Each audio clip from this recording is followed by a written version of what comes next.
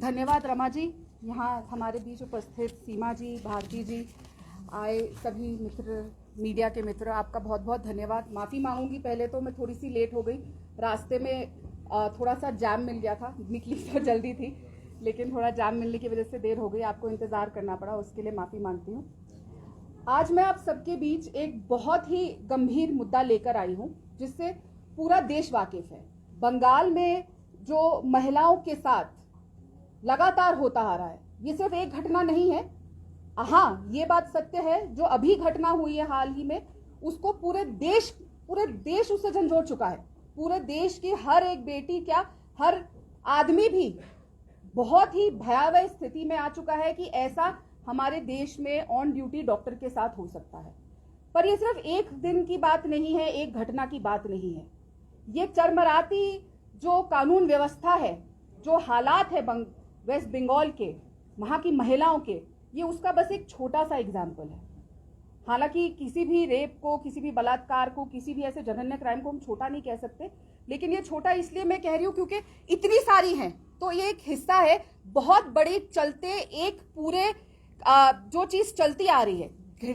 हिंसा बहुत बड़ी है, बलात्कार बहुत बड़ा है, लेकिन लगातार जो ये होती आ रही है, बहुत सारी पजल्स है, पूरा पजल बिखरा हुआ है, क्योंकि इसी तरीके से जैसे हमारी यहाँ की कानून व्यवस्था बिखरी हुई है। और बहुत ही शर्मनाक बात है क्योंकि वहां के प्रदेश की जो मुखिया है वो एक महिला है और देश की एक लौती महिला मुख्यमंत्री है, और उनके संरक्षण में अब सरकारी बलात्कार होने लग गए हैं। और ये बहुत जिम्मेदारी से मैं कह रही हूं कि ये सरकारी बलात्कार है, क्योंकि ये सरकार के संरक्षण में हुआ है और अभी भी सरकार पूरी कोशिश कर रही है दोषियों को बचाने की, और पूरी कोशिश कर रही है कि किसी तरह लड़की को न्याय ना मिले और लड़की का चरित्र हनन होता रहे।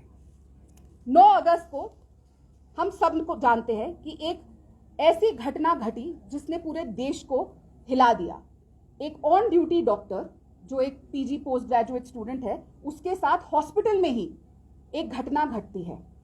और उसके बाद क्या होता है, लगातार ऐसी चीजें की जाती हैं कि किस तरीके से घटना स्थल को, क्राइम सीन को, वहां से सबूत मिटाए जाए, लगातार हम देखते आए। और सिर्फ इसमें प्रशासन नहीं, पुलिस, कॉलेज का प्रशासन ममता बनर्जी के इशारे में लगातार काम कर रहा है। हमने ये भी देखा किस तरीके से हॉस्पिटल के प्रिंसिपल ने, कॉलेज के प्रिंसिपल ने कोई शिकायत दर्ज नहीं करी। शिकायत तब दर्ज होती है जब लोग सड़कों पे उतरते हैं, लोग सवाल उठाते हैं और पूरे देश भर से आवाजें आती है। और ये मैं नहीं कह रही, ये हमारी कोर्ट ने, हमारे न्यायालय ने ये बहुत ही महत्वपूर्ण टिप्पणी करी और बहुत कड़ी निंदा करी कि क्या कर रहा था कॉलेज का प्रशासन और क्यों पुलिस में शिकायत दर्ज नहीं की गई।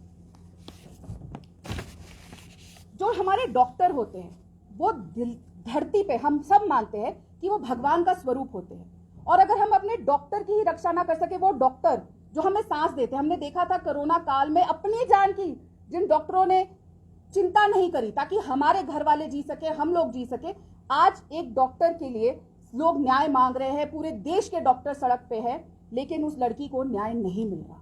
बहुत ही दर्दनाक स्थिति है। दबाव बढ़ता है, पुलिस बीच में आती है, एक आदमी को गिरफ्तार कर लिया जाता है। लेकिन हम सब ने देखा, जो फोटो सामने आई, जब उस लड़की की बॉडी की फोटो सामने आई, तो वो साफ दिख रहा है कि किस तरीके से बर्बरता से रेप हुआ है, और ये सिर्फ एक आदमी का किया कराया नहीं है। लेकिन हम वहां की पुलिस क्या करती है, पुलिस कहती है कि ये सुसाइड है, बिना पोस्टमार्टम करे पुलिस कहती है ये सुसाइड है। अब पुलिस डॉक्टर का भी काम कर रही है, पोस्टमार्टम भी देख के कर रही है, बॉडी को देख के बता सकती है कि ये सुसाइड है कि मर्डर है कि क्या है। इतने घटिया काम देश की पुलिस अगर करेगी, रक्षक अगर करेंगे, तो न्याय कहां से मिलेगा। और यहीं तक बात सीमित नहीं थी, लड़की के माँ बाप को 2 बजे तक बॉडी को देखने तक नहीं दिया गया। 2 बजे तक जब उसके फादर बॉडी को देख के आए, तो वो साफ उन्होंने आके बताया कि ये एक आदमी का किया कराया नहीं है, ज्यादा लोगों का दिखाई दे रहा है। जिस हालत में वो बॉडी मिली, जितनी चोटें थी, जिस तरीके से, जिस अवस्था में थी, बहुत ही दर्दनाक। मैं तो अभी आपके सामने बोल रही हूँ, मेरी जबान लड़खड़ा रही है, क्योंकि वो फोटो, वो दृश्य मेरे सामने जब आते हैं, एक महिला छोड़िए, एक इंसान होने के नाते मैं लिटरली कांप रही हूँ। बोलने में भी हमें तकलीफ होती है कि हम जब इस बारे में बात करते हैं, लेकिन वहां के शासन, वहां के प्रशासन, वहां की मुख्यमंत्री को कोई फर्क नहीं पड़ा। अदालत में जब ये बात जाती है, तो जैसे कि मैंने बताया कि अदालत ने कहा कि क्यों कॉलेज के प्रिंसिपल ने ये घटना को पुलिस में क्यों कंप्लेंट नहीं करी, इस पे भी सवाल उठे। सीबीआई इंक्वायरी की जैसे हम बात जानते हैं, ममता बनर्जी लगातार बोलती रही कि अगर बच्ची के माँ बाप चाहेंगे तो सीबीआई इंक्वायरी होगी। बच्ची के माँ बाप ने जो हलफनामा दिया कोर्ट में, आप जानते हैं उसमें क्या था? उसमें ये उन्होंने कहा कि कम से कम जो हमें खबर मिली है लोगों से, जो सूत्रों से हवालत से पता चली है, उसमें 3 लोग कम से कम इन्वॉल्व है। बच्चे की माँ बाप तो कह रहे हैं 3 लोग इन्वॉल्व है, लेकिन ममता बनर्जी जी के कान तक वो बात नहीं पहुंच रही कि 3 लोग इन्वॉल्व है। एक आदमी को अरेस्ट करके मामले को रफा दफा करके बात निपटाने की कोशिश करी जा रही है, और इससे साफ बदबू आ रही है इस बात की कि कोई ना कोई तार टीएमसी से जरूर जुड़े हुए हैं। इसीलिए किसी को संरक्षण दिया जा रहा है, इसीलिए किसी को बचाया जा रहा है। सिर्फ अपने साथियों को बचाने के लिए ये पूरा खेल रचा जा रहा है। और इससे हम जो कॉलेज का प्रिंसिपल है उनको हम पीछे नहीं छोड़ सकते। आरजीकर कॉलेज के प्रिंसिपल संदीप घोष, आप सब जानते होंगे कि पहले भी उनके ऊपर भ्रष्टाचार के आरोप लगे थे, जिसकी वजह से उनको वहां से भेज के मुर्शिदाबाद ट्रांसफर कर दिया गया था। उसके बाद बुला के उनको आरजीकर मेडिकल कॉलेज का प्रिंसिपल बनाया जाता है। जब इतनी बड़ी घटना होती है, उनके बयान सामने आते हैं, वो कहते हैं कि अगर लड़की रात को सेमिनार हॉल में जाएगी तो मैं क्या कर सकता हूं, मैं सुरक्षा कैसे दूं? अगर प्रिंसिपल सुरक्षा नहीं दे सकता, प्रिंसिपल सीसीटीवी कैमरा नहीं लगा सकता, तो उसको इस्तीफा देना चाहिए, वो इंसान होने के लायक नहीं है। ये कैसा सवाल और कैसा जवाब था कि मैं सुरक्षा नहीं दे सकता, सेमिनार हॉल में रात को जाएगी लड़की, तो लड़की को रात को सेमिनार हॉल में जाना क्यों पड़ा? इसलिए जाना पड़ा क्योंकि उस हॉस्पिटल में कोई चेंजिंग रूम नहीं थे। 36 घंटे जो महिलाएं वहां डॉक्टर्स काम करते हैं, उनके पास एक चेंजिंग रूम तक अवेलेबल नहीं था। कहीं पर भी सीसीटीवी कैमरा नहीं थे। ऐसे हालत क्यों थे कि लड़की को जाके सेमिनार हॉल में कपड़े बदलने पड़ते थे? क्योंकि वहां पे चेंजिंग रूम नहीं था। एक बेसिक नेसेसिटी होती है, चाहे महिला हो या आदमी हो, एक डॉक्टर के लिए या कहीं पे भी हम काम करते हैं, एक बाथरूम होना चाहिए, एक चेंजिंग रूम होना चाहिए। जो लोग 36 घंटे ड्यूटी लगते हैं, क्या उनको एक कमरा चेंजिंग रूम भी नहीं मिल सकता? और फिर आप कहते हैं कि सीसीटीवी कैमरा नहीं लगा सकता, मैं सुरक्षा नहीं दे सकता। तो आप बतौर प्रिंसिपल क्या कर रहे हैं? आप क्या वहां सिर्फ करप्शन करने के लिए बैठे हैं ताकि पैसा ममता बनर्जी तक पहुंचाए और फिर आपको कभी मुर्शिदाबाद भेज दिया जाए, कभी कलकत्ता ले आया जाए? और जब वो इस्तीफा देते हैं तब देखिए बात यही खत्म नहीं होती। इस्तीफा देने के बाद ममता बनर्जी जी उनका इस्तीफा स्वीकार करने से मना कर देती है, कहती है लो, फेंक के मारती हैं कि मैं इस्तीफा नहीं एक्सेप्ट करूंगी, और उनको एक और कॉलेज का प्रिंसिपल बना दिया जाता है। इस पर भी कोर्ट ने कड़ी निंदा करी कि जो प्रिंसिपल इन्वेस्टिगेशन के दायरे में है उसको आपने कैसे किसी और यूनिवर्सिटी का प्रिंसिपल बना दिया। ऐसा हुआ जैसे कि उनको इनाम दिया गया। पहले मुर्शिदाबाद भेजा गया इनाम के तौर पे, भ्रष्टाचार का पैसा क्योंकि लगातार पहुंचा रहे थे, और अब क्योंकि उन्होंने जिस तरीके से एविडेंस मिटाने की कोशिश करी, उस पर भी मैं आऊंगी, जिस तरीके से उन्होंने पुलिस के साथ एविडेंस संदीप घोष ने मिटाने की कोशिश करी, उसके इनाम तौर पे उनका इस्तीफा रिजेक्ट किया गया और उनको एक और कॉलेज का प्रिंसिपल बना दिया गया। जितने भी डॉक्टर वहां पे हड़ताल में हैं, उन्होंने मीडिया से जब बात करी है, मुझसे बात नहीं करी है, कोई भारतीय जनता पार्टी के कार्यकर्ता से बात नहीं करी है, उन्होंने मीडिया से जो हड़ताल पे डॉक्टर हैं उन्होंने ये बताया है कि जैसे ही ये घटना घटी उसके अगले दिन से ही जो बगल वाले कमरे थे उधर कंस्ट्रक्शन होनी शुरू हो गई। कहा जा रहा है कि घटना सिर्फ सेमिनार हॉल तक सीमित है, पर हम नहीं जानते क्योंकि वहां सीसीटीवी कैमरा नहीं थे कि शुरुआत कहां से हुई, क्या हुआ, किसी को नहीं पता। लेकिन आसपास के कमरों में तोड़फोड़ शुरू कर दी गई।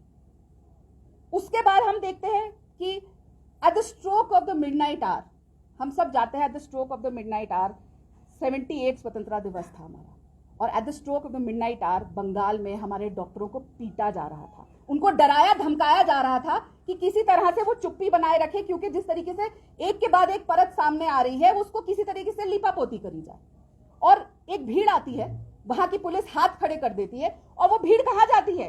बिल्कुल संयोजित तरीके से सीधा के सीधा वो सेमिनार हॉल की तरफ जाती है और वहां तोड़फोड़ कर देती है। साफ साफ टीएमसी के तार इसमें जुड़े हुए हैं चीजों को मिटाने पे, क्योंकि जब तक सीबीआई इंक्वायरी की जांच कोर्ट ने ऑर्डर नहीं दिए थे तब तक कुछ नहीं हुआ था। जैसे ही सीबीआई इंक्वायरी ऑर्डर होती है, सीबीआई के पहुंचने से पहले वहां पे 7 वाले कमरे की तोड़फोड़ शुरू हो जाती है, रात को डॉक्टरों को पीटा जाता है, और भीड़ के नाम पे लोग वहां अंदर घुसते हैं। और सीधा आप ये बताइए कि भीड़ को कैसे पता कि कौन से कमरे में क्या हुआ था? भीड़ कैसे डायरेक्टली सीधा उस हॉल पे पहुंचती है और सिर्फ वहीं पे तोड़फाड़ करती है? और क्यों सिर्फ डॉक्टरों को पीटा जाता है? किसी की साजिश तो है, लोगों की आवाज दबाए जाने की कोशिश करी जा रही है, सबूतों को मिटाने की कोशिश की जा रही है। और जब रिपोर्ट सामने आती है, मेडिकल रिपोर्ट सामने आती है कि डॉक्टर जब लिख के देते हैं कि इसमें कम से कम एक से अधिक 2-3 लोग हैं, क्योंकि जो सीमन के भी सैंपल्स आए हैं उसमें पता चल रहा है कि एक से ज्यादा लोगों की ये किया हुआ घटना है, और जिस तरीके से वो बॉडी पे चोटें हैं वो एक आदमी के बस की बात नहीं है।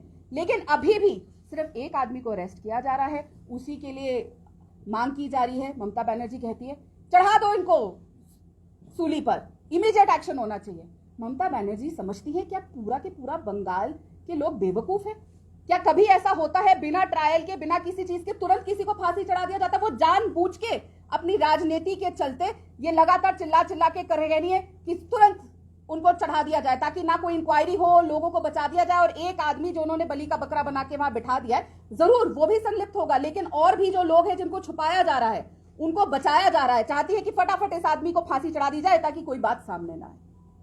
बहुत ही दर्दनाक स्थिति है उस प्रदेश की, बंगाल, जिसको हम सब जानते हैं समृद्धि का प्रतीक है, सांस्कृतिक विरासत, सामाजिक समरसता के लिए जाना जाता था। आज वो महिलाओं के लिए नरक के नाम से जाना जाता है, क्योंकि लगातार, जैसे मैंने कहा, लगातार जो चीजें हो रही हैं वो बहुत ही देश को शर्मसार कर रही हैं।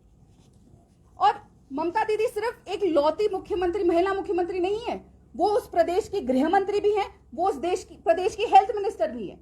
और अगर और सारी चीजें जो हुई हैं सब उनके अंडर आती हैं, उनके नाक के नीचे हॉस्पिटल में ये हो रहा है, वो गृह मंत्री हैं, पुलिस ऐसे कर रही है, पुलिस अपने हाथ खड़ी कर रही है। मुख्यमंत्री होने के नाते वो शासन प्रशासन नहीं चला पा रही, तो वो इस्तीफा क्यों नहीं दे देती? आपको याद होगा अरविंद केजरीवाल ने, जब निर्भया कांड हुआ था दिल्ली में, ऐसा ही एक दिल को झंझोड़ने वाला कांड था निर्भया कांड, तो जब वो हुआ था तो कांग्रेस के इनके जो साथी है इंडिया अलायंस के, शीला दीक्षित जी के लिए उन्होंने ट्वीट किया था, अभी भी वो ट्विटर पे है, do we need such a helpless CM. आज कहां है इंडी गठबंधन के लोग, कहां है वो अरविंद केजरीवाल का घर परिवार, जिनसे ममता बनर्जी जी जाके कुछ दिन पहले झप्पिया पाके आई थी, गले मिलके आई थी, और इस बात के लिए कि आप जेल में हैं। आज वो नहीं पूछेंगे does West Bengal need such a helpless CM? आज कहां है इंडिया अलायंस वाले लोग? आज कहां है टीएमसी के सारे नेता? आज कहां है वो सारी महिलाएं जो लगातार, जब कहीं पे भी रेप होता था तो ट्रेजेडी टूरिज्म करने पहुंच जाती थी?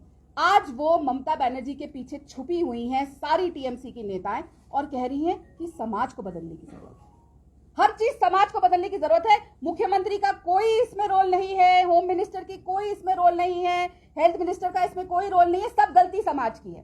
पहले उस लड़की का चरित्र हनन किया गया, अब समाज पे बात आ रही है, लेकिन ममता बनर्जी कुछ नहीं करेंगी, टीएमसी के नेता कुछ नहीं करेंगे। लेकिन जैसे ही भारतीय जनता पार्टी शासित किसी प्रदेश में या किसी और उनके नॉन अलायंस प्रदेश में कोई घटना होगी, तो वहां पे बैठ के चिल्ला चिल्ला के कहेंगे और ट्वीट कर करके कहेंगे, मैं देखती हूं मुझे कौन रोकता है वहां जाने से, मैं तो वहां जाऊंगी, वहां पे मैं इस्तीफा भी मांगूंगी मुख्यमंत्री का, मैं सीधा मोदी जी का इस्तीफा मांगूंगी। लेकिन यहाँ पे समाज की गलती है, समाज को बदलने की जरूरत है। बहुत शर्मनाक हालात है उस प्रदेश की जहां पे एक मुखिया महिला है, और हम लगातार, भारतीय जनता पार्टी वहां पे सीबीआई जांच की मांग कर रही थी, लेकिन ममता बनर्जी ने नहीं किया। वो चाहती तो सीधा ये सीबीआई को मामला दे दिया जाता। अगर वो इतनी हेल्पलेस है, अगर उनकी पुलिस उनकी नहीं सुन रही, वहां की पुलिस को इंटेलिजेंस फेलियर है, यही नहीं पड़ता एक भीड़ अंदर आने वाली और ऐसा कुछ होने वाला है, तो इस्तीफा उनको पहले ही सीबीआई को दे देना चाहिए था। पर नहीं, टाइम बाय किया जा रहा था, जैसा मैंने कहा कि जिस तरीके से किसी को बचाने की कोशिश करी जा रही है। और बात यहीं तक सीमित नहीं होती है। आप अगर देखेंगे तो संतरगाची घटना 25 जुलाई 2012, उसमें हावड़ा जिले में एक महिला मजदूर के साथ बर्बरता होती है। देर से पुलिस कार्रवाई और लगातार दोषियों को बचाने का वहां पे सारे सबूत मिले थे, फिर भी दोषियों को बचाया गया। एक कामधुनी में सामूहिक दुष्कर्म हुआ 2013 में, जहां पे एक ऐसे ही युवा बीए की छात्रा के साथ सामूहिक बलात्कार हुआ था। देश को कंपा दिया था उस बलात्कार ने। अगर आप वापस उस पे जाएंगे, आप कईयों को तो याद भी होगा, कांपने वाले हालात थे उस समय। वहां पर भी पूरे मामले को रफा दफा करके दबाने की कोशिश की गई थी। फिर वीरभूमि का सामूहिक दुष्कर्म, जिसमें पंचायत के आदेश पे एक महिला के साथ सामूहिक बलात्कार किया गया। तब भी इनका प्रशासन, इनका शासन, ममता बनर्जी और उनकी पुलिस चुप्पी बांध के उन लोगों को बचाती रही। क्यों? क्योंकि राजनीति जो करनी थी। कनमहल सामूहिक दुष्कर्म 2015, वहां पे एक 71 ईयर ओल्ड नन के साथ जो हुआ, लेकिन क्योंकि ममता बनर्जी की पॉलिटिक्स को सूट नहीं करता था, तो वहां पे भी रेपिस्ट को बचाया गया। फिर सुजेट जॉर्डन का दुष्कर्म, ये भी बहुत इंपॉर्टेंट एक है, 2015 में होता है। और वहां क्या होता है, ममता बनर्जी क्या कहती है, वो स्वयं कहती है कि इस लड़की का तो कैरेक्टर ही ठीक नहीं था, इस लड़की में ही कमी है, इसने खुद ये कुछ किया है, इसका कैरेक्टर खराब है, ये सब चीज की जिम्मेदार ये है, यहाँ पे कुछ नहीं हुआ, ये लड़की के कैरेक्टर की वजह से हुआ है। ये एक प्रदेश की मुखिया जो एक लौती महिला मुख्यमंत्री है, जो अपने आप को महिला न्याय की चैंपियन बताती है, महिलाओं के अधिकार की चैंपियन बताती है, वो एक अपने प्रदेश में बलात्कार होता है एक लड़की के साथ, कहती है ये उसकी गलती है, उसका कैरेक्टर खराब है। शर्मनाक हालात। फिर आदिवासी महिला के साथ 2020 में जो हमारी बीजेपी की समर्थक थी, उसके साथ सामूहिक बलात्कार होता है, लेकिन कुछ नहीं किया जाता। क्यों? क्योंकि वो ममता बनर्जी की वोटर नहीं है ना, उनकी विचारधारा से नहीं आती, उनकी गुंडागर्दी की विचारधारा से नहीं आती। गुंडागर्दी की विचारधारा से आएंगे, बलात्कारियों की विचारधारा से आएंगे, बलात्कार करेंगे तो आपको बचाया जाएगा, लेकिन अगर आपके साथ बलात्कार होगा तो या तो आपके कैरेक्टर पे सवाल उठाया जाएगा या पुलिस को बोल दिया जाएगा यहां कुछ भी ना किया जाए। 2021 के चुनाव के बाद हमने कई सारे घटनाएं देखी जब हिंसा हुई कि महिलाओं के साथ बलात्कार हुआ, उसमें एक 60 साल की महिला के साथ बलात्कार हुआ, उसकी बहन के साथ हुआ, लेकिन लोकतंत्र बचाने निकली थी ममता बनर्जी, लेकिन जो अपने प्रदेश की महिलाएं हैं उनको नहीं बचा सकी। बहुत ही शर्मनाक। और संदेश खाली, उससे आप सब लोग वाकिफ ही है, 2024 में जिस तरीके से भारतीय जनता पार्टी के नेता के संरक्षण में लोगों महिलाओं के साथ दुष्कर्म किए गए, वो सब जानते हैं। अब ये सब जितने मैंने एग्जाम्पल दिए, इसलिए मैंने उस वक्त कहा था कि ये सिर्फ एक पार्ट है, जो लगातार जो हिंसा महिलाओं के खिलाफ हो रही है, जो लगातार महिलाओं के खिलाफ बर्बरता हो रही है, ये लगातार चलती आ रही है जब से ममता बनर्जी सरकार में है, सत्ता में है। लेकिन हम अब यहां पे सिर्फ ममता बनर्जी को क्यों छोड़े? माना कि वो प्रधानमंत्री बनने का सपना देख रही थी, लेकिन इंडी अलायंस के गठबंधन की भी बात करना बहुत जरूरी है। इंडी गठबंधन के साथ बात करेंगे तो कांग्रेस पार्टी के जो एमपी हैं राहुल गांधी जी, जो देश के एलओपी है, लीडर ऑफ ऑपोजिशन, उनकी चुप्पी। महिला न्याय की बात करते हैं, पूरी मुहिम चलाई थी कि महिला न्याय, 5 न्याय लेकर आई थी कांग्रेस, जिसमें सबसे पहला न्याय था महिला न्याय, लेकिन राहुल गांधी चुप्पी, लंबी चुप्पी साधे रहे। 5 दिन लगे, पूरे देश को पता था कुछ घंटों बाद की ये घटना हुई, लेकिन राहुल गांधी को 5 दिन लगे ये पता चलने में कि वेस्ट बंगाल में कुछ ऐसा हुआ है। 5 दिन बाद शाम के 4 बजे उन्होंने ट्वीट किया, 5 बजे ट्वीट करते हैं। उसके बाद रात को, उसी दिन रात को, जब ये पूरा भीड़ तंत्र अंदर घुसता है, डॉक्टरों को पीटा जाता है, रात के 12 बजे जब वहां के सेमिनार हॉल को तोड़ दिया जाता है, उसके बाद राहुल गांधी का ट्वीट नहीं आया। आप जानते होंगे राहुल गांधी का बहुत फेमस डायलॉग है, सभी वाकिफ होंगे, डरो मत, महिला न्याय और डरो मत। आज मैं आपके माध्यम से राहुल गांधी को कहना चाहती हूं, राहुल जी डरो मत, देश की बेटियों का साथ दो। क्या हो गया अगर वो इंडिया अलायंस की साथी के स्टेट में से आती है? क्या हो गया कि उनका कोई साथी उसमें दुष्कर्म कर रहा है? आप डरो मत, आप अयोध्या के दुष्कर्म पे भी बोलो, आप कन्नौज पे भी बोलो, और आप वेस्ट बंगाल पे भी बोलो, फिर बोलियो राहुल जी डरो मत, देश की बेटियां राह देख रही है, कब आप उनकी आवाज बनोगे? महिला न्याय सिर्फ कागज में नहीं हो सकती। बोलिए, इतना डर गए आप ममता बनर्जी से, इतना डर गए आप अपने अलायंस पार्टनर से कि डर के आप एक ट्वीट तक नहीं कर पा रहे, एक स्टेटमेंट नहीं दे पा रहे। और इनके सारे चरण चुंबक, सारे के सारे कांग्रेस के चरण चुंबक, और चाहे यहां के मुख्यमंत्री हो, एक शब्द नहीं बोले हैं, लेकिन सब ने बयान दिया कि राहुल गांधी को चौथी रो में क्यों बिठा दिया। राहुल गांधी को चौथी रो में बिठा दिया 15 अगस्त को, इसलिए तकलीफ हो गई। लेकिन वो लड़की जो अब कभी कहीं नहीं बैठेगी, उसका परिवार, उस पर क्या बीत रही है, वो डॉक्टर्स जो रोज अपने साथ कभी चाकू लेकर जा रहे हैं, अपने आप को बचाने के लिए कुछ कर रहे हैं, जिनको पीटा जा रहा है, वो डर रहे अपनी कुर्सी पे बैठने के लिए, वो डर रहे इलाज करने से, वो डर रहे अपने घर में भी।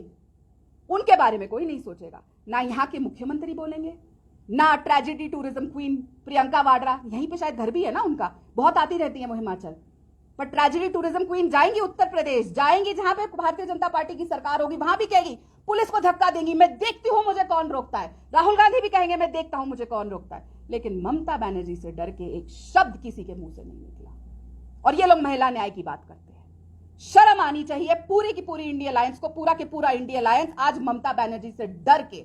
तो देखिए, जब इतने बड़े बड़े राज परिवार के लोग, इतने बड़े बड़े शहजादे डर गए, ट्रेजेडी क्वीन डर गई, सब डर गए, तो सोचिए वहां की जो जनता है वो कितने खौफ में जीती होगी। जब इतने बड़े बड़े नेता, जिन्होंने भैया कहते हैं हमने देश को आजादी चलाई, हमने 56 इयर्स गवर्नमेंट दी, हमने ये किया, हमारे पूर्वज ने वो किया। जब वो ममता बनर्जी से डर गए तो वहां की महिलाएं कितने खौफ में जीती होंगी, आप ये सोचिएगा। आज मैं आपके माध्यम से कुछ सवाल ममता बनर्जी जी से पूछना चाहती हूं कि बेटियों को न्याय कब मिलेगा, बेटियों को संरक्षण कब मिलेगा। ममता बनर्जी जी, मैंने सुना है आज या कल एक प्रोटेस्ट करने जा रही है। न्यूज में भी आया था कि शायद 17 तारीख को या 18 तारीख को वो अपने ही खिलाफ एक प्रोटेस्ट मार्च निकाल रही है इस मुद्दे पे। क्या आपने कहीं ऐसा देखा है कि कोई मुख्यमंत्री अपने ही खिलाफ प्रोटेस्ट निकाल रहा है? इतना जघन्य अपराध हो गया, इतनी असंवेदनशीलता कि हर मुद्दे को आप एक मजाक बन के रख रहे हैं। अपने खिलाफ प्रोटेस्ट, तो चलिए ममता जी, अगर आप अपने खिलाफ प्रोटेस्ट कर रही हैं तो ये बात तो साफ है कि आप बिल्कुल मानती हैं कि आपकी सरकार फेल है। आप as a home minister fail है, आप as a health minister fail है, आप as a woman chief minister बिल्कुल ही फेल है, इसलिए आपको अपने खिलाफ प्रोटेस्ट करनी पड़ रही है। इसीलिए हम मांग करते हैं कि ममता बनर्जी जी तुरंत इस्तीफा दे। जिस मुख्यमंत्री को खुद के खिलाफ आज प्रोटेस्ट करना पड़ रहा है, वो किस हैसियत से वहां उस कुर्सी पे आज भी बैठी हुई है। उन्होंने एक किसी राज्य की बात नहीं करी, उन्होंने कहा सभी राज्यों को आगे आके और जिम्मेदारी से जल्दी न्याय करना पड़ेगा और दोषियों को, उन राक्षस वृत्ति करतूत करने वाले लोगों को जल्द से जल्द सजा देनी पड़ेगी। और आप मीडिया से भी उन्होंने आह्वान किया और रिक्वेस्ट किया कि जिस तरीके से बलात्कार के ऊपर हम लोग चर्चा करते हैं, उस तरीके से जिन लोगों को सजा मिल रही है उसके ऊपर भी चर्चा करना बहुत जरूरी है, क्योंकि जब तक ये अपराधी, ये मानसिकता के लोग डरेंगे नहीं, अपराध रुकेगा नहीं। और इसीलिए प्रधानमंत्री के इस रिक्वेस्ट को मैं आपके सामने भी और लेकर आई हूं कि मीडिया भी लगातार, ये तो मीडिया की ही बदौलत है कि ये सब कुछ सामने आया और इतनी चीजें आ रही हैं और आप लोग, हम बेटियों के लिए, एज अ महिला मैं बोल रही हूँ, अभी मैं जो ये शब्द बोल रही हूँ आप भूल जाइए मैं कौन सी पार्टी के लिए से आती हूँ, लेकिन आप लोग जिस तरीके से महिला के लिए खड़े होकर असलियत दिखा रहे हैं, देश को पता चल रहा है, तभी हम लड़कियां बोल पा रही हैं। वरना जैसे मैंने कहा, और आप लोग डरे नहीं, इतने बड़े बड़े राजा महाराजा नेता डर गए, लेकिन हमारे मीडिया के साथी डरे नहीं और एज इट इज रिपोर्ट दिखा रहे हैं। इसीलिए जहां जहां जिन लोगों को सजा दी है, जैसे प्रधानमंत्री जी ने कहा, उस पर भी चर्चा होना जरूरी है, ताकि उन लोगों तक पहुंचे कि आपको सिर्फ बचाया नहीं जाता, क्योंकि अभी तक सिर्फ पहुंच रहा है ममता बनर्जी ने बचाया, इंडिया अलायंस ने बचाया। वहां पे कोई कह देगा लड़के हैं, गलती हो जाती है, फिर वो कह देंगे कि उनको सजाए मौत नहीं देनी चाहिए। अबू आजमी ये सजाए मौत नहीं देनी चाहिए तो मुलायम सिंह यादव, इंडिया अलायंस के नेता, ने कहा था, उन्हीं के नेता अबू आजमी ने कहा था कि जब बलात्कारी को हैंग किया जाए तो साथ में जिस लड़की का बलात्कार हुआ है उसे भी हैंग कर दो। ये है मानसिकता जिससे हम देश की बेटियां लड़ रही हैं और जिससे लड़ने के लिए आप मीडिया वाले हमारा साथ दे रहे हैं। इसीलिए जो ये बर्बरता होती है, जो उनको सजा मिलती है, उसको दिखाना, उस पर चर्चा होना बहुत जरूरी है, जैसे प्रधानमंत्री जी ने कहा, ताकि वो लोग डरे, क्योंकि खौफ होगा तभी ये क्राइम रुकेंगे। लेकिन आज हम ये पूछना चाहते हैं ममता जी से, जब रक्षक ही भक्षक है, जब रक्षक ही भक्षक है, तो बंगाल की बेटियां न्याय के लिए किसके पास जाएंगी, किससे उम्मीद करेंगी जब आप भक्षक का साथ देंगी।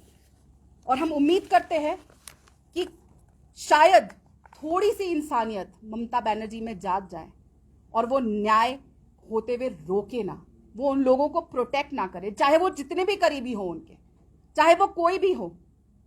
वो लगातार हाथ जोड़ रही हैं, कह रही है मैं डॉक्टरों को कह रही हूं कि वापस ड्यूटी में आ जाए। आज मैं ममता बनर्जी के आगे हाथ जोड़ रही हूं, उन लोगों को संरक्षण देना बंद करिए। बेटियों ने आपको अगर बार बार दोबारा वहां पे मुख्यमंत्री बनाया है, आप एक लौती मुख्यमंत्री हैं महिला, आप महिलाओं का नाम डुबाइए नहीं। आप गृह मंत्री हैं, आप हेल्थ मिनिस्टर हैं, आप अपने खिलाफ प्रोटेस्ट कर रही है, लेकिन बेटियों को न्याय दे दीजिए, ड्रामा मत करिए, ड्रामा बंद करिए, बेटियों को न्याय दीजिए, लोगों को संरक्षण देना बंद करिए। अगर आपके कोई सवाल हो। जी, वहीं पर बात कीजिए मणिपुर में जातीय हिंसा में महिला उस बारे में आपका क्या राय है? जी, रही बात मणिपुर की, वहां पे हमारी सरकार काम कर रही है। वहां पे जो सिचुएशन है बहुत अलग है, हम देख रहे हैं जिस तरीके की हिंसा हो रही है, और वहां से भी बहुत खौफनाक दृश्य आए हैं जो हमें डराते हैं, जो वो वीडियो भी सामने आए थे। सरकार उसमें काम कर रही है, हम किसी का संरक्षण नहीं कर रहे।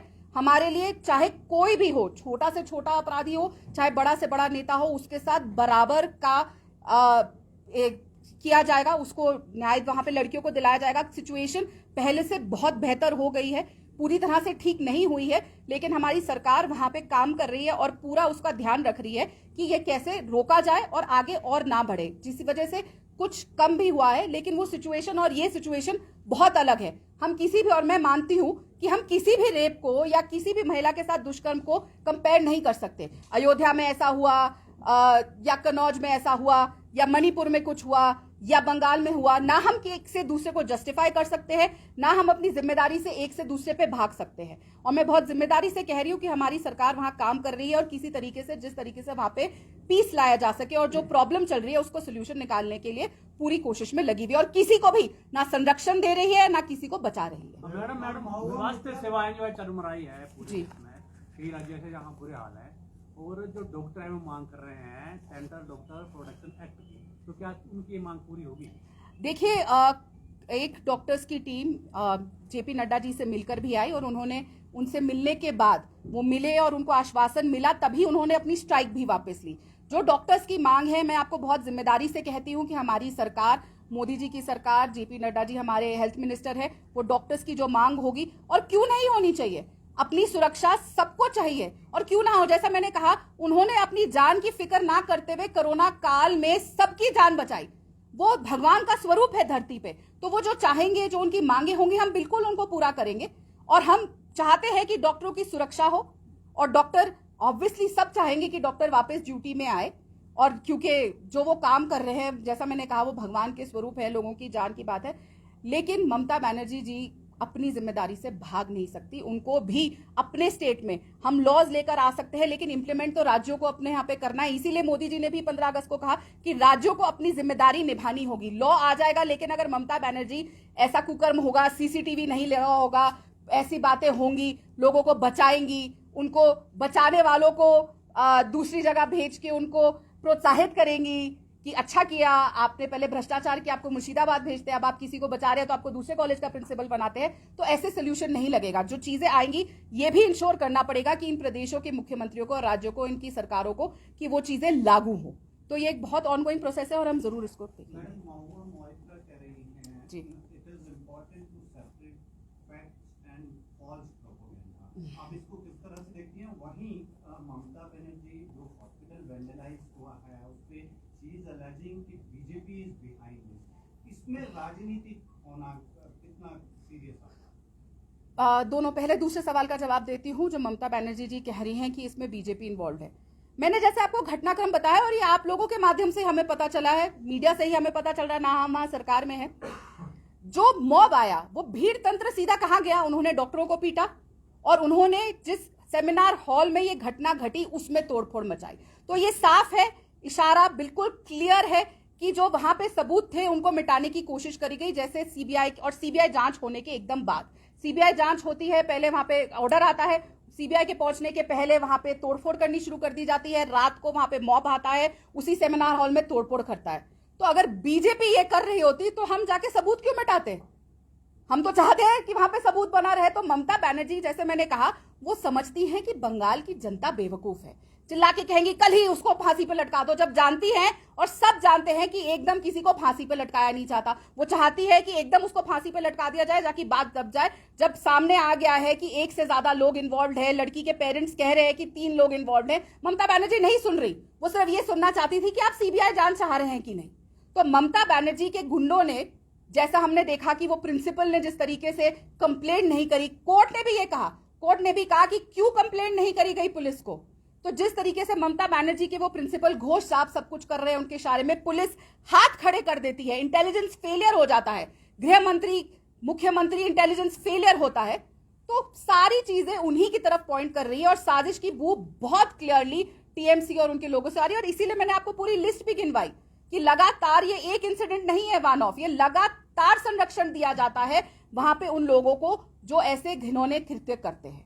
तो ममता बनर्जी इन्वॉल्व है। रही बात महुआ मित्रा की, महुआ मित्रा क्या बोल रही हैं, क्या नहीं बोल रही हैं, पहले तो उनको इसके ऊपर बोलना चाहिए और उनको बोलना चाहिए क्यों संदीप घोष ने झूठ बोला, क्यों संदीप घोष किसको बचा रहे हैं, क्यों ममता बनर्जी कोई एक्शन नहीं ले रही, क्यों बाकी लोगों को गिरफ्तार नहीं किया जा रहा, तब तो बोलेंगी नहीं। जो चिल्ला चिल्ला के कहती थी ट्वीट करके, मैं देखती हूं मुझे यूपी जाने से कौन रोकता है। हम आज देख रहे हैं, बंगाल की हर एक महिला देख रही है, पूरे देश की महिला देख रही है कि कौन रोक रहा है महुआ मित्रा को इस बात पे ट्वीट करने से। क्यों वो सारा ब्लेम समाज के ऊपर डाल रही है और अपनी सरकार के ऊपर नहीं बोल रही। जिस तरीके से राहुल गांधी ने भी अपने ट्वीट में एक शब्द ममता बनर्जी का नाम नहीं लिया, टीएमसी का नाम नहीं लिया, बस बंगाल में जो घटना हुई उसके बारे में बोल दिया। तो जो इनका डर है वो भी पूरे देश की बेटियां देख रही है। मैडम जैसे कि जी, तब बीजेपी चुप क्यों थी? क्योंकि बीजेपी के नेता उस समय भी अपराधियों के साथ झंडे लेकर खड़े थे। आपको नहीं लगता कि इस मामले में या महिलाओं के साथ होने वाले अपराध में पार्टी लाइन से ऊपर उठकर हमें भी सोचना चाहिए? हम कभी भी चुप नहीं थे, सबको सजाएं दी गई। अच्छा हुआ आपने कथुआ की बात करी। कथुआ में जो तिरंगा यात्रा निकली थी, उस आदमी को प्रियंका वाड्रा ने टिकट दी थी। वो कांग्रेस में शामिल हुआ, उसको टिकट दी गई और वो कांग्रेस की सीट से चुनाव लड़ा। तो किस तरीके से संरक्षण और जैसे मैंने कहा अवार्ड दिया जाता है उन लोगों को जो महिलाओं के खिलाफ। आज आप ये पूछिएगा, प्रियंका वाड्रा यहाँ आती रहती है शिमला, शायद आपको मौका मिल जाए अगर वो बात कर ले, नहीं तो उनके मुख्यमंत्री से पूछिएगा जो बैग भर भर के यहाँ से उनके पास भेजते हैं कि क्यों उनकी लीडर प्रियंका वाड्रा ने उस आदमी को टिकट दी थी जिसने कथुआ रेप केस पे तिरंगा यात्रा निकाली थी। क्यों उसको संरक्षण दिया, क्यों उसको टिकट दी। मैं बिल्कुल मानती हूं, जैसा मैंने कहा, एक रेप से दूसरे रेप को नहीं कभी भी कंपेयर करना चाहिए। रेप रेप होता है और उसके वो जघन्य अपराध है, उसकी कोई माफी नहीं है। इसलिए चाहे कोई भी कांड हो, हमारे लोगों अगर कोई भी पाया गया था, चाहे कुलदीप सेंगर था उसको सजा मिली, चाहे ब्रिजभूषण पे कोई भी आरोप लगे, हमने कहीं पे भी उनको बचाया नहीं, उनको टिकट नहीं दी गई। जो प्रक्रिया होती है कानूनी, हमने उसको नहीं रोका। जो कानूनी प्रक्रिया वो हो और जिसको जो दोषी पाया जाए उसको सजा दी जाए। और हम बिल्कुल इस बात के फेवर में हैं। और ना हम इस बात के फेवर में हैं कि तिरंगा यात्रा चलाई जाए और उसके बाद दूसरी पार्टी में जाके उनको पाक साफ बना के टिकट दे दी जाए। मैडम इस तरह के cases I will come back to you after this. हाँ पूछिए। और क्या सवाल ये भी है कि क्या प्रधानमंत्री पीड़ित परिवारों से मिलने जाएंगे? देखिए मैं ये सवाल आपका बिल्कुल वाजिब है, क्योंकि आप लगातार देखते आ रहे हैं कि ट्रेजेडी टूरिज्म इस देश में बहुत होता है। एक प्रदेश में कोई घटना होती है तो ट्रेजेडी क्वीन प्रियंका गांधी, राहुल गांधी भागे भागे जाते हैं। लेकिन जब ममता बनर्जी पे बोलना होता है, अयोध्या कांड पे समाजवादी पार्टी के लीडर के बारे में बोलना होता है, कन्नौज पे बोलना होता है, तो ये लोग डर जाते हैं और मौन चुप्पी साध लेते हैं और किसी का नाम तक नहीं लेते। तो आप लोगों को आदत भी हो गई है देखने की ट्रेजेडी टूरिज्म, लेकिन Bharatiya Janata party tragedy tourism नहीं करती। हम इंश्योर करेंगे कि जो घटना हुई है उनको न्याय मिले, और जरूर अगर प्रधानमंत्री जी को लगेगा अगर जा सके तो जरूर जाएंगे। लेकिन हमारे लीडर्स ऑलरेडी वहां जा चुके हैं, सब जा रहे हैं। हम ट्रेजेडी टूरिज्म में बिलीव नहीं करते, हम इस बात में बिलीव करते हैं कि महिला को न्याय मिले।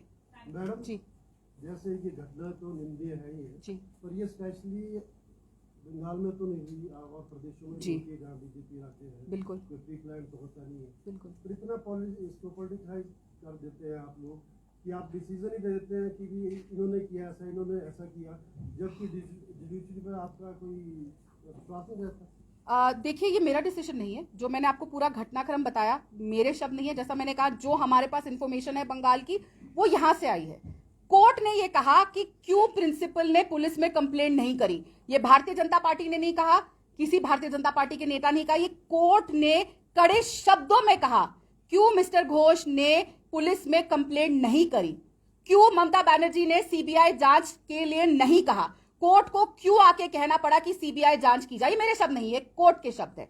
रही बात बिल्कुल अयोध्या की बात आती है, हम तो बोल रहे हैं अयोध्या तो हमारे ही शासित प्रदेश में है, कन्नौज भी हमारे शासित प्रदेश में है, लेकिन अगर वहां पे संलिप्त जो पाया गया वो तो ऑन रिकॉर्ड है, सामने कैमरा है, पुलिस वाले ने पकड़ा। कन्नौज में सपा का नेता किस तरीके से बिना कपड़ों के लेटा हुआ था वो भी कैमरा में है। किस तरीके से अयोध्या में जो पोस्टर बॉय है समाजवादी पार्टी के सांसद, उनका आदमी किस तरीके से संलिप्त है वो भी सबके सामने है।